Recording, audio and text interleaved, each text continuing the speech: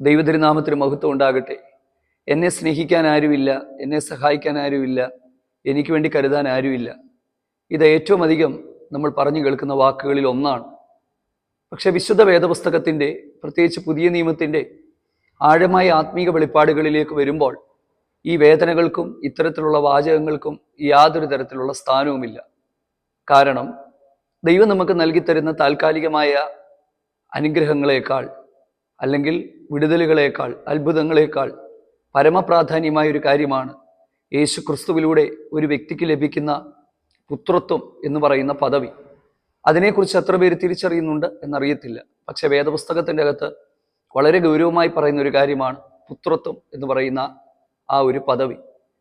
തന്നിൽ വിശ്വസിക്കുന്നവർക്കും തൻ്റെ കൽപ്പനകൾ അനുസരിച്ച് തൻ്റെ സന്നിധിയിലേക്ക് വന്ന് മുൻപോട്ട് പോകുന്നവർക്കും ദൈവത്തിങ്കിലൂടെ, യേശു ക്രിസ്തുവിങ്കിലൂടെ നൽകപ്പെടുന്ന ഏറ്റവും സവിശേഷമായ അനുഗ്രഹങ്ങളിൽ ഒന്ന് അവന് ദൈവം പുത്രത്വം നൽകി കൊടുക്കുന്നു എന്നുള്ളതാണ്. ഇതൊരു ചെറിയ കാര്യമല്ല, ഇതൊരു വലിയ കാര്യമാണ്. നമ്മൾ ഇന്ന് ചിന്തിക്കുവാനായിട്ട് പോകുന്നത് അതിനെക്കുറിച്ചാണ്. എന്താണ് വാസ്തവത്തിൽ പുത്രത്വം എന്ന് പറയുന്നത്? ഞാൻ ഈ ഭാഗത്തെക്കുറിച്ച് ചിന്തിച്ചപ്പോൾ മനുഷ്യന് നിത്യ ന്യായവിധിയിൽ നിന്ന് അവന് വിമോചനം നൽകി, അവന് പാപക്ഷമ കൊടുത്ത് അവനെ രക്ഷിക്കുവാൻ ദൈവത്തിന് കഴിയുമായിരുന്നു. ദൈവം അത് ചെയ്തു. നീതീകരണം, വീണ്ടും ജനനം, വീണ്ടെടുപ്പ്, രക്ഷ, ഈ പദങ്ങളെല്ലാം തന്നെ മനുഷ്യന്റെ രക്ഷയുമായി ബന്ധപ്പെട്ട് നിൽക്കുന്ന പദങ്ങളാണല്ലോ. അപ്പോൾ വേണമെങ്കിൽ നീതീകരണം നൽകി, വീണ്ടെടുപ്പ് നൽകി മനുഷ്യനെ രക്ഷിച്ച് മനുഷ്യനെ സുരക്ഷിതനാക്കി ദൈവത്തിനൊരു സ്ഥലത്ത് മാറ്റി നിർത്താമായിരുന്നു.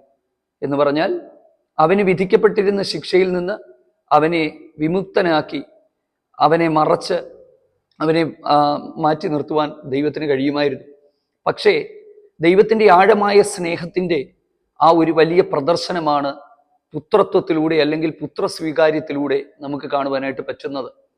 ദൈവം എത്രത്തോളം സ്നേഹവാനാണ്, ദൈവം എത്രത്തോളം ആർദ്രതയും മനസ്സലിവും ഉള്ളവനാണ് എന്നുള്ള ദൈവത്തിൻ്റെ സവിശേഷമായ ഗുണങ്ങളെ എടുത്തു കാണിക്കുന്ന ആ മനോഹരമായ കാര്യങ്ങളിൽ ഒന്നാണ് നമുക്കൊക്കെ, വിശ്വസിക്കുന്നവർക്കൊക്കെ താൻ പുത്രത്വം നൽകി എന്നുള്ളത്. സത്യത്തിൽ അതിൻ്റെ ആവശ്യമൊന്നും ഇല്ലായിരുന്നു. ശരിയല്ല ഞാൻ പറഞ്ഞത്? വളരെ ചെറിയ കാര്യങ്ങളിലൂടെ ഞാൻ നിങ്ങൾക്ക് മനസ്സിലാക്കി തരുമ്പോൾ ഇതിൻ്റെ കാര്യങ്ങളിലേക്ക് നമ്മൾക്ക് ആഴമായ അർത്ഥം ഗ്രഹിക്കുവാനായിട്ട് പറ്റും. വിശുദ്ധ വേദപുസ്തകത്തിലെ ചില ചിന്തകളിലൂടെ നമ്മൾ പിന്നീട് പോയി ഈ കാര്യത്തെക്കുറിച്ച് മനസ്സിലാക്കിയാൽ ഭയങ്കരമായ സന്തോഷവും ആനന്ദവും ജീവിതത്തിൻ്റെ അകത്തുണ്ടാകുകയും ദൈവം തന്ന പുത്രത്വത്തിൻ്റെ വില തിരിച്ചറിഞ്ഞതിന് നന്ദി പറയാനും അത് കാത്തു സൂക്ഷിക്കാനും നമുക്ക് കഴിയുമെന്നുള്ളത് വളരെ ശ്രേഷ്ഠകരമായ കാര്യങ്ങളാണ്. ചിലരൊക്കെ സ്നേഹത്തോടെ മക്കളെ മോനെ, കുഞ്ഞെ എന്നൊക്കെ വിളിക്കാറുണ്ടല്ലേ? പ്രത്യേകിച്ച് വാത്സല്യമുള്ള, സ്നേഹമുള്ള മാതാപിതാക്കന്മാരൊക്കെ നമ്മളെ കാണുമ്പോൾ മക്കളെ, മോനെ എന്നൊക്കെ വിളിക്കും. പക്ഷേ ആ മക്കളെ, മോനെ വിളിയൊന്നും ഒരു അവകാശവുമായിട്ട് ബന്ധപ്പെട്ട് നിൽക്കുന്ന കാര്യം എന്ന് പറഞ്ഞാൽ, ഈ വിളിച്ചയാള് സമ്പന്നനായ ഒരാളാണെങ്കിൽ അദ്ദേഹത്തിൻ്റെ കാലശേഷം അദ്ദേഹത്തിൻ്റെ അവകാശങ്ങൾ, അദ്ദേഹത്തിൻ്റെ ഭൗതിക നന്മകൾക്ക് ഒരിക്കലും നമ്മൾ, അല്ലെങ്കിൽ ഈ വിളി കേട്ടവർ അർഹരായി തീരുകയില്ല. ആരാണ് അർഹരായി തീരുന്നത്? അവരിൽ നിന്ന് ജനിച്ച, അവരുടെ കുടുംബത്തിൽ പിറന്ന ഒരു വ്യക്തിക്ക് മാത്രമേ അവകാശത്തിൻ്റെ അകത്ത് പങ്കുണ്ടാകുകയുള്ളൂ. എന്നതുപോലെയാണ് വേദപുസ്തകത്തിൻ്റെ അകത്തെ അതേ പുത്രത്വം എന്ന് പറയുന്നത്. വെറുതെ അപ്പ, മോനെ എന്നൊന്നുമല്ല വിളിയല്ല സ്വർഗം നമ്മളെ വിളിച്ചത്, കർത്താവ് നമ്മളെ വിളിച്ചത്. അതിനപ്പുറത്ത് നമുക്ക് ചില അവകാശങ്ങൾ കൂടി ദൈവം നമുക്ക് നൽകി തന്നു. അതുകൊണ്ട് യാതൊരു തരത്തിലുള്ള ടെൻഷൻ്റെയും ഭാരത്തിൻ്റെയും ആവശ്യം ജീവിതത്തിൻ്റെ അകത്തില്ല എന്ന് നമ്മൾ തിരിച്ചറിയേണ്ടതായിട്ടുണ്ട്. ഞാൻ കൊച്ചു കുഞ്ഞുങ്ങളെ ശ്രദ്ധിക്കാറുണ്ട്. പ്രത്യേകിച്ച് ഈ ആരാധനകളൊക്കെ നടക്കുമ്പോൾ, അല്ലെങ്കിൽ മറ്റു കാര്യങ്ങളൊക്കെ നടക്കുമ്പോൾ ഞാൻ ഈ കുഞ്ഞുങ്ങളെ ശ്രദ്ധിക്കാറുണ്ട്. നിങ്ങൾ ശ്രദ്ധിച്ചിട്ടുണ്ടോ? ഈ കൊച്ചു കുഞ്ഞുങ്ങൾക്ക് എപ്പോഴെങ്കിലും അവർക്ക് ടെൻഷൻ ഉള്ളതായിട്ട് നിങ്ങൾ കണ്ടിട്ടുണ്ടോ? അവർക്കൊരു ടെൻഷനും ഇല്ല. ഫീസ് അടയ്ക്കുന്നതിനെ കുറിച്ച് അവർക്ക് ടെൻഷനില്ല. എന്ത് കഴിക്കണമെന്നുള്ളതിനെ കുറിച്ച് യാതൊരു ചിന്തയും അവർക്കില്ല. അത് മാത്രമല്ല, ഞങ്ങളുടെ കാര്യങ്ങൾ ആര് നോക്കുമെന്നുള്ള ഒരു തരത്തിലുള്ള ചിന്താഭാരങ്ങളും ആകുലതകളും അവരെ അലട്ടുന്നില്ലെന്നുള്ളതാണ് വാസ്തവമായ കാര്യം. കാരണം എന്താണ്? അവരുടെ ജീവിതത്തിൻ്റെ അകത്ത് അവർ സ്വതന്ത്രരാണ്. രണ്ട്, അവർക്കൊരു കാര്യം അറിയാം, അവരുടെ ഡാഡി, അവരുടെ മമ്മി. എനിക്കന്ന് 2 കുഞ്ഞുങ്ങളുണ്ട്. ഞാൻ ചിലപ്പോഴൊക്കെ ചിന്തിക്കും, നമ്മൾ കുഞ്ഞുങ്ങളെ വളർത്തുന്നു, പഠിപ്പിക്കുന്നു, നല്ല സ്കൂളുകളിൽ അവരെ പഠിപ്പിക്കുന്നു, അവരുടെ കാര്യങ്ങൾ നോക്കുന്നു, നമ്മൾ ദൈവത്തിലെ ആശ്രയിക്കുന്നു, നമ്മൾ പോകുന്നു, ദൈവത്തോട് പ്രാർത്ഥിക്കുന്നു, ദൈവം അതൊക്കെ നമുക്ക് വേണ്ടി നടത്തി തരുന്നു. എങ്കിലും മാനുഷികമായ ചില വേദനകളും ഭാരങ്ങളും ടെൻഷനുകളും ഒക്കെ നമുക്ക് ലോകത്തിൽ ജീവിക്കുമ്പോഴുണ്ട്. പക്ഷെ നമ്മുടെ കുഞ്ഞുങ്ങൾക്ക് യാതൊരു തരത്തിലുള്ള ടെൻഷനും ഇല്ല. എന്താ കാര്യം? അവർക്കറിയാം അവരുടെ പപ്പ അവർക്ക് കറക്റ്റ് സമയത്ത് ഫുഡ് കൊടുക്കും, അവരുടെ സ്കൂളിലെ ഫീസ് കൊടുക്കും, അവരുടെ കാര്യങ്ങളെല്ലാം നോക്കാൻ അവരുടെ പപ്പായും മമ്മിയും ഉണ്ട് എന്നുള്ളതാണ്. അപ്പം ലോകത്തിലെ മക്കൾക്ക് ഇങ്ങനെയുള്ള ഒരു സംരക്ഷണത്തെക്കുറിച്ചും ആ ഒരു പിതാവ് മാതാവ് എന്ന് പറയുന്ന ആ ഒരു ഒരു ഒരു പദവികൾ, അവരിൽ നിന്നുണ്ടാകുന്ന കരുതലുകളൊക്കെ അവർക്ക് ആശ്വാസം പകരുമ്പോൾ, എൻ്റെ പ്രിയപ്പെട്ടവരെ, നമുക്കൊക്കെ ഈ ഒരു ആഴമായ തിരിച്ചറിവ് നമുക്കുണ്ടാകണം. അത് വചനത്തിലൂടെ നമുക്കുണ്ടാകുമ്പോൾ നമ്മുടെ ഭാരങ്ങളും നമ്മുടെ ടെൻഷനുകളും എല്ലാം മാറി മുൻപുള്ളതിനേക്കാൾ അധികം നമുക്ക് കർത്താവിനെ സ്നേഹിക്കാനും കർത്താവിൻ്റെ പാദപീഠത്തോടുകൂടെ ഇരിക്കാനും നമുക്ക് കഴിയും എന്നുള്ളതാണ്. ഞാൻ കഴിഞ്ഞ ദിവസങ്ങളിൽ പറഞ്ഞ പരിശുദ്ധാത്മാവിൻ്റെ അഭിഷേകം, പരിശുദ്ധാത്മാവ് നിയന്ത്രിക്കപ്പെടുന്ന ഒരു ജീവിതാനുഭവം. 2, പാപത്തിൻ്റെ ആ ഒരു ഭയങ്കരത്വത്തെ തിരിച്ചറിഞ്ഞ് ഞാൻ വിശുദ്ധനായിരിക്കുന്നത് പോലെ നിങ്ങളും വിശുദ്ധരായി തീരുക എന്നുള്ള ആ ഒരു വചനത്തിൻ്റെ ഗൗരവമൊക്കെ പുത്രത്വം എന്ന് പറയുന്ന ഒരു കാര്യത്തിലേക്ക് വരുമ്പോൾ നമുക്കത് മനസ്സിലാക്കുവാനായിട്ട് കഴിയും. ഒരു വേദഭാഗത്തിലേക്ക് ഞാൻ നിങ്ങളുടെ ശ്രദ്ധയെ തിരിച്ച് വേഗത്തിൽ വലിച്ചു നീട്ടലുകളില്ലാതെ ദൈവവചനത്തിലേക്ക് ശ്രദ്ധയെ തിരിക്കാം. തിരുവചനത്തിനാണല്ലോ, തിരുവചന ശുശ്രൂഷയ്ക്കാണല്ലോ പ്രാധാന്യം. വചനമാണല്ലോ നമ്മളെ വിടുവിക്കുന്നത്. ഗലാത്യ ലേഖനം 4-ാം അധ്യായം അതിൻ്റെ 4 മുതലുള്ള വാക്യങ്ങൾ ഞാൻ നിങ്ങളെ ഒന്ന് കാണിക്കാം. ആ വാക്യങ്ങളിൽ എഴുതിയിരിക്കുന്ന കാര്യങ്ങൾ ശ്രദ്ധിക്കുക. ഇങ്ങനെയാണ് അതിൻ്റെ അർത്ഥം മാത്രം ഞാൻ നിങ്ങൾക്ക് പറഞ്ഞു തരാം. ദൈവത്തിന് സ്തോത്രം. കാലസമ്പൂർണത വന്നപ്പോൾ സ്ത്രീയിൽ നിന്ന് ജനിച്ചവനായി ദൈവം തൻ്റെ പുത്രനെ ഈ ലോകത്തിലേക്ക് അയച്ചത് എന്തിനാണെന്നറിയാമോ? ന്യായപ്രമാണത്തിന് കീഴിലുള്ളവരെ വിലയ്ക്ക് വാങ്ങിയിട്ട് പുത്രത്വം പ്രാപിക്കേണ്ടതിനാണ്. അപ്പം സത്യത്തിൽ യേശു ക്രിസ്തുവിൻ്റെ ആഗമനത്തിൻ്റെ ഉദ്ദേശം എന്ന് പറയുന്നത് നഷ്ടപ്പെട്ട് കിടന്നിരുന്ന ചിലരെ വിലയ്ക്ക് വാങ്ങുക എന്നുള്ളതാണ്. ഈ വിലയ്ക്ക് വാങ്ങുക എന്നുള്ളത് വീണ്ടെടുപ്പുമായിട്ട് ബന്ധപ്പെട്ട് നമ്മൾ ചിന്തിക്കുന്ന പദമാണ്. കാരണം വീണ്ടെടുക്കുക എന്ന് പറഞ്ഞാൽ നഷ്ടപ്പെട്ടതിനെ വിലയ്ക്ക് വാങ്ങുക എന്നുള്ളതാണ്. അപ്പോൾ വിലയ്ക്ക് വാങ്ങി എന്ന് മാത്രമല്ല, നാം പുത്രത്വം പ്രാപിക്കേണ്ടതിന് തന്നെ എന്നിട്ട് പറയുകയാണ്, നിങ്ങൾ മക്കളാകൊണ്ട് അബ്ബാ പിതാവേ എന്ന് വിളിക്കുവാൻ തക്കവണ്ണം സ്വപുത്രന്റെ ആത്മാവിനെ ഹൃദയത്തിൽ തന്നു. ഇനി ദാസനല്ല പുത്രനത്രേ, പുത്രനെങ്കിൽ ദൈവഹിതത്താൽ അവകാശിയും തന്നെ. നമുക്കറിയാം, പഴയ നിയമകാലങ്ങളിൽ പഴയ നിയമ ഇസ്രായേലിന്റെ പിതാവായി ദൈവം സ്വയം അവകാശപ്പെട്ടിരുന്നു, അല്ലെങ്കിൽ ദൈവം അങ്ങനെ വിളിക്കപ്പെടുവാൻ ആഗ്രഹിച്ചിരുന്നു. അപ്പോസ്തലനായ പൗലോസ് റോമാലേഖനം എഴുതുമ്പോൾ അവിടെ പറയുന്ന വാക്കുകൾ ഇങ്ങനെയാണ്. റോമാലേഖനം 9-ാം അധ്യായത്തിന് 4-ാമത്തെ വാക്യത്തിൽ പറയുന്നു, പുത്രത്വവും തേജസ്സും ഒക്കെ അവർക്കുള്ളതായിരുന്നു എന്ന് പറഞ്ഞാൽ, ആ ഒരു പഴയ നിയമ കാലഘട്ടങ്ങളിൽ പഴയ നിയമ ഇസ്രായേലിന് പുത്രത്വം ദൈവം നൽകി കൊടുത്തപ്പോൾ, അവരുടെ പിതാവെന്ന് വിളിക്കപ്പെടുവാൻ ഇഷ്ടപ്പെട്ടപ്പോൾ പലരും നീയല്ലോ ഞങ്ങളുടെ പിതാവ് എന്നൊക്കെ പറയുന്നുണ്ട്, ഇല്ലേ? പുത്രത്വം, അതുപോലെ തന്നെ ആദ്യജാതൻ എന്നുള്ള പദവി, ആദ്യജാതന്റെ അനുഗ്രഹങ്ങളൊക്കെ ദൈവം അവർക്ക് കൊടുത്തു. ഞാൻ ബൈബിൾ ക്വിസിന് സ്ഥിരമായിട്ട് ചോദിക്കുന്ന ക്വസ്റ്റ്യൻസുകളിൽ ഒന്നാണ്, കുറച്ച് വർഷങ്ങളായിട്ട് ഈ താലന്ത് പരിശോധനകളിലൊക്കെ വിധികർത്താവായിട്ട് പോകുന്നതോടെ ഞാൻ ചോദിക്കുന്ന ചോദ്യങ്ങളിൽ ഒന്നാണ്, എന്തുകൊണ്ടാണ് ഭറവോനെയും സൈന്യത്തെയും ദൈവത്തിന് സ്തോത്രം ചെങ്കടലിൽ തള്ളിയിട്ട് കൊന്നു? അത് മാത്രമല്ല, മിസ്രൈമിലെ ആദ്യജാതന്മാരെ ദൈവം സംഹരിച്ചു കളഞ്ഞത്. ആദ്യജാത സംഹാരം, അതാണ് ആദ്യജാത സംഹാരം. എന്തുകൊണ്ടാണ് ദൈവം ചെയ്തത് എന്നെപ്പോഴെങ്കിലും ചിന്തിച്ചിട്ടുണ്ടോ? അതിനുള്ള ഒരു ഉത്തരം കിട്ടിയിട്ടുണ്ടോ? ചിലർ പറയും ദൈവം എന്തൊരു ദുഷ്ടനാണ്, ആദ്യജാതന്മാരെ എല്ലാം സംഹരിച്ചു കളഞ്ഞു. പക്ഷേ അതിന്റെ വ്യക്തമായ ഉത്തരം കൊടുത്തിട്ടുള്ളത്, ഇസ്രായേലിന്റെ ആദ്യജാതൻ, എൻ്റെ ആദ്യജാതനെ നീ തടഞ്ഞതുകൊണ്ട്, അവന് കൂലി കൊടുക്കാത്തത് കൊണ്ട് നിന്റെ ആദ്യജാതനെ ഞാൻ എടുക്കും. അപ്പൊ നോക്കുക, ഇസ്രായേലിനെ ആദ്യജാതൻ എന്ന് ദൈവം വിളിച്ചിരിക്കുമ്പോൾ, പുത്രത്വം എന്ന് പറയുന്ന ഒരു പദവി ദൈവം അവർക്ക് കൊടുത്തപ്പോൾ, നമ്മൾ പഴയ നിയമ പുസ്തകങ്ങളിലൂടെ ഉടനീളം കടന്നു പോകുമ്പോൾ ഒരിക്കൽ പോലും ആ പുത്രത്വത്തിന്റെ പൂർണ്ണത അനുഭവിക്കുവാൻ അവർക്ക് കഴിഞ്ഞില്ല എന്ന് മനസ്സിലാകും. ആ പുത്രത്വത്തിന്റെ പൂർണ്ണത വെളിപ്പെട്ട് വരുന്നത് നമ്മുടെ വാഴ്ത്തപ്പെട്ട കർത്താവായ യേശു ക്രിസ്തുവിലൂടെയാണ്.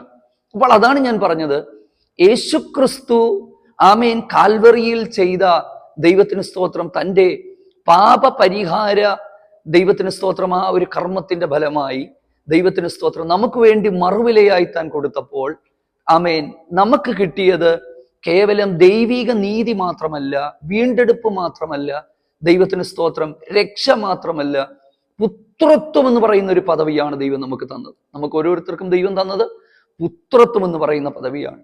ഈ പുത്രത്വത്തിന്റെ അകത്ത് അവകാശമുണ്ട്. നാം ക്രിസ്തുവേശുവിനോടുകൂടെ കൂട്ടവകാശികളാകുന്നു. എത്ര ശ്രേഷ്ഠകരമായ പദവിയാണ്. ഇനി ആരും പറയരുത് ഞങ്ങൾക്കൊന്നുമില്ലെന്ന്, എനിക്കൊന്നുമില്ലെന്ന് ആരും പറയരുത്, എന്നെ സഹായിക്കാൻ ആരും ഇല്ലെന്ന് പറയരുത്, ഞാനൊന്നുമില്ലാത്തവനാണെന്ന് പറയരുത്. യേശു ക്രിസ്തുവിൽ നിങ്ങൾ വിശ്വസിച്ച് കർത്താവ് പറഞ്ഞ കൽപ്പനകളെ ജീവിതത്തിൻ്റെ അകത്ത് അനുസരിച്ച് മുൻപോട്ട് പോകുമ്പോൾ നമുക്ക് ലഭിക്കുന്നത് ദൈവിക പുത്രത്വം എന്ന് പറയുന്ന പദവിയാണ്. അതുമായിട്ട് ബന്ധപ്പെട്ട് ചില വാക്യങ്ങൾ കൂടി ഞാൻ നിങ്ങളുടെ ശ്രദ്ധയിലേക്ക് കൊണ്ടുവരുമ്പോൾ നമുക്കത് മനസ്സിലാക്കുവാനായിട്ട് കഴിയും. 1 യോഹന്നാൻ 3-ാം അധ്യായം 1-ാമത്തെ വാക്യം ഇങ്ങനെയാണ്: കാൺമീൻ, ദൈവത്തിന് സ്തോത്രം, നാം ദൈവമക്കൾ എന്ന് വിളിക്കപ്പെടുവാൻ പിതാവ് നമുക്ക് എത്ര വലിയ സ്നേഹം കാണിച്ചിരിക്കുന്നു. ദൈവത്തിന് സ്തോത്രം, ഇല്ലേ? എത്ര വലിയ സ്നേഹം. അപ്പൊ ദൈവമക്കൾ എന്ന് വിളിക്കപ്പെടുവാൻ, to be called as his children. ദൈവത്തിന് സ്തോത്രം. God has manifested his great love. ദൈവം തന്റെ ആ വലിയ സ്നേഹത്തെ കാണിച്ചിരിക്കുന്നത് മക്കൾ എന്ന് വിളിക്കപ്പെടുവാൻ തക്കവണ്ണമുള്ള പദവി ദൈവം നമുക്ക് തന്നതാണ്. ഞാൻ കുറച്ചു മുമ്പ് പറഞ്ഞ വാക്കുകൾ വീണ്ടും പറയുന്നു. ഇത് വേണമെങ്കിൽ തരാതിരിക്കാൻ ദൈവത്തിന് പറ്റുമായിരുന്നു. ദൂതന്മാർക്ക് പോലും ദൈവം കൊടുക്കാത്ത പദവിയാണ് ദൈവം നമുക്ക് തന്നത്, ഇല്ലേ? ദൂതന്മാർക്ക് പോലും പുത്രത്വം എന്ന് പറയുന്ന ഒരു പദവി നമുക്ക് കൊടുത്തില്ല. ഒരു വീടിന്റെ പുത്രൻ എന്ന് പറഞ്ഞാൽ, അനിൽ അംബാനിയുടെ മോൻ എന്ന് പറഞ്ഞാൽ ദൈവത്തിന് സ്തോത്രം, സമ്പന്നനായ ബിൽ ഗേറ്റ്സിന്റെ മകൻ എന്ന് പറഞ്ഞാൽ എത്ര വലിയൊരു പദവിയായിട്ടാണ് ലോകം ഇന്ന് അതിനെ കണക്കാക്കുന്നത്. അതിലും എത്രയോ ഉന്നതമായ പദവിയാണ് യേശു ക്രിസ്തുവിലൂടെ വിശ്വസിക്കുന്നവർക്ക്, തൻ്റെ രക്തത്തിലൂടെ നീതീകരണം പ്രാപിക്കുന്നവർക്ക്, തൻ്റെ മക്കളായി തീരുന്നവർക്ക് നൽകിത്തരുന്ന പദവി എന്ന് പറയുന്നത്. ഇതൊന്നും സത്യത്തിൽ പലരും പറഞ്ഞ് മനസ്സിലാക്കി കൊടുക്കുന്നുണ്ടോ? അല്ലെങ്കിൽ ഇങ്ങനെയൊക്കെയുള്ള സന്ദേശങ്ങൾ ഞാൻ വളരെ തുച്ഛമായിട്ട് മാത്രമേ കാണുന്നുള്ളൂ. ആ ഒരു വലിയ തിരിച്ചറിവിലേക്ക് നമ്മൾ വരിക. മക്കളെന്ന് വിളിക്കപ്പെടുവാൻ എത്ര വലിയ പദവിയാണ് ദൈവം നമുക്ക് തന്നത്. യോഹന്നാന്റെ സുവിശേഷം 1-ാം അധ്യായത്തിന്റെ 12-ാമത്തെ വാക്യം: അവനെ കൈക്കൊണ്ട് അവന്റെ നാമത്തിൽ വിശ്വസിക്കുന്ന ഏവർക്കും ദൈവമക്കളായി തീരുവാൻ അവൻ അധികാരം കൊടുത്തു. അധികാരമാണ്, ലീഗൽ അതോറിറ്റിയാണ്. ദൈവത്തിന് സ്തോത്രം. He gave them authority to be called as his children, ഇല്ലേ? To those who believe in Christ he gave them authority. അവനെ കൈക്കൊള്ളുന്നവർക്ക്, ദൈവത്തിന് സ്തോത്രം, അവനിൽ വിശ്വസിക്കുന്നവർക്ക് മക്കളാകുവാനുള്ള ദൈവത്തിന് സ്തോത്രം അധികാരം അവൻ കൊടുത്തു. ലീഗൽ അതോറിറ്റിയാണ് എന്ന് പറഞ്ഞാൽ, എൻ്റെ പ്രിയപ്പെട്ടവരെ, ഞാൻ യേശുവിനെ രക്ഷകനും കർത്താവുമായി സ്വീകരിച്ച് ആമേൻ ദൈവകൽപ്പനകളാകുന്ന രക്ഷയും സ്നാനവും ആമേൻ വീണ്ടും ജനനവും ഒക്കെ ഞാൻ പ്രാപിക്കുമ്പോൾ എനിക്ക് ലഭിക്കുന്നത് ആമേൻ കേവലം അനുഗ്രഹങ്ങൾ മാത്രമല്ല, നീതീകരണം മാത്രമല്ല. ദൈവത്തിന് സ്തോത്രം. നീതീകരണം എന്ന് പറയുന്ന ഒരു ആവരണത്തിന്റെ അകത്ത് തന്നെ പൊതിഞ്ഞ് മാറ്റി ശിക്ഷാവിധിയിൽ നിന്ന് എന്നെ മാറ്റി നിർത്തുക മാത്രമല്ല, തൻ്റെ മകനെന്ന് വിളിക്കപ്പെടുവാനുള്ള പദവി ദൈവം നമുക്ക് തന്നിരിക്കുകയാണ്. ഹല്ലേലൂയ, ദൈവത്തിന് സ്തോത്രം. എത്ര വലിയ പദവിയാണ് ദൈവം തന്നത്. അബ്ബാ, പിതാവേ എന്ന് വിളിക്കപ്പെടുവാനുള്ള പദവി. അതുകൊണ്ടല്ലേ യേശു പഠിപ്പിച്ച ദൈവത്തിന് സ്തോത്രം ആ ഒരു പ്രാർത്ഥനയിൽ ആമേൻ സ്വർഗസ്ഥനായ ഞങ്ങളുടെ പിതാവേ എന്ന് വിളിക്കുവാൻ തക്കവണ്ണം നമ്മുടെ ദൈവത്തെ പിതാവേ എന്ന് അഭിസംബോധന ചെയ്യുവാൻ ദൈവം നമുക്ക് ഭാഗ്യം തന്നു. ഇന്നത്തെ കാലത്ത് ദൈവങ്ങളെ അന്വേഷിച്ച് ലോകത്തിൽ അനേകർ പോകുമ്പോൾ അവരുടെ ചിന്തകൾക്കകത്ത്, അവരുടെ ഇടുങ്ങിയ ചിന്തകൾക്കകത്ത് ദൈവത്തെ പിതാവേ എന്ന് വിളിക്കുവാനുള്ള വെളിപ്പാടുകളൊന്നും അവർക്ക് കിട്ടാതെ ഇരിക്കുമ്പോൾ യേശു ക്രിസ്തുവിലൂടെ നമുക്ക് ലഭ്യമായത് പുത്രത്വത്തിന്റെ പദവിയാണ് നമുക്ക് ലഭ്യമായി തീർന്നത്. ദൈവത്തിന് സ്തോത്രം. റോമാലേഖനം 8-ാം അധ്യായത്തിന്റെ 15-16 വാക്യങ്ങൾ വായിക്കുമ്പോൾ അബ്ബാ, പിതാവേ എന്ന് വിളിക്കുവാൻ തക്കവണ്ണം പുത്രത്വത്തിന്റെ ആത്മാവിനെ നമുക്ക് തന്നു. അതുകൊണ്ടാണ് ഞാൻ കഴിഞ്ഞ ദിവസങ്ങളിൽ പറഞ്ഞത്, രക്ഷിക്കപ്പെട്ട് ദൈവകൃപയിൽ നിൽക്കുന്ന ഓരോ വ്യക്തികളും പരിശുദ്ധാത്മാവിനെ പ്രാപിച്ചവർ മാത്രമായിരിക്കണം എന്നല്ല, പരിശുദ്ധാത്മാവിനെ നിയന്ത്രിക്കപ്പെട്ട ജീവിതം അനുദിനവും മുൻപോട്ട് നയിച്ചുകൊണ്ട് മുൻപോട്ട് പോകുമ്പോൾ ദൈവത്തിന് സ്തോത്രം ആ ഒരു പുത്രത്വത്തിന്റെ ആഴമായ വെളിപ്പാട് നമുക്കുണ്ടാകുകയും ആ അനുഗ്രഹങ്ങളെല്ലാം അനുദിനവും അനുഭവിച്ചു കൊണ്ടുപോകുവാൻ തക്കവണ്ണം ദൈവം നമ്മളെ വഴി നടത്തുകയും ചെയ്യുമെന്ന് നമുക്ക് മനസ്സിലാക്കുവാനായിട്ട് കഴിയുകയാണ്. റോമാലേഖനം 8-ാം അധ്യായത്തിന്റെ 29-ാമത്തെ വാക്യം എനിക്ക് ഭയങ്കര ഇഷ്ടമുള്ള ഒരു വാക്യമാണ്. ആ വാക്യത്തിൽ നമ്മുടെ കർത്താവായ യേശു ക്രിസ്തുവിനെ ഒരു മൂത്ത സഹോദരനായിട്ടാണ് വിശേഷിപ്പിച്ചിരിക്കുന്നത്, ഒരു മൂത്ത ജ്യേഷ്ഠനായിട്ടാണ് വിശേഷിപ്പിച്ചിരിക്കുന്നത്. ഞാൻ ആ വാക്യം നിങ്ങളെ ഒന്ന് കാണിക്കുമ്പോൾ നിങ്ങൾക്ക് ആ വാക്യത്തിന്റെ അർത്ഥം നമുക്ക് മനസ്സിലാക്കുവാനായിട്ട് കഴിയും. റോമാലേഖനം 8-ാം അധ്യായത്തിന്റെ 29-ാമത്തെ വാക്യം: അവൻ മുന്നറിഞ്ഞവരെ തൻ്റെ പുത്രൻ അനേക സഹോദരന്മാരിൽ ആദ്യജാതനാകേണ്ടതിന്.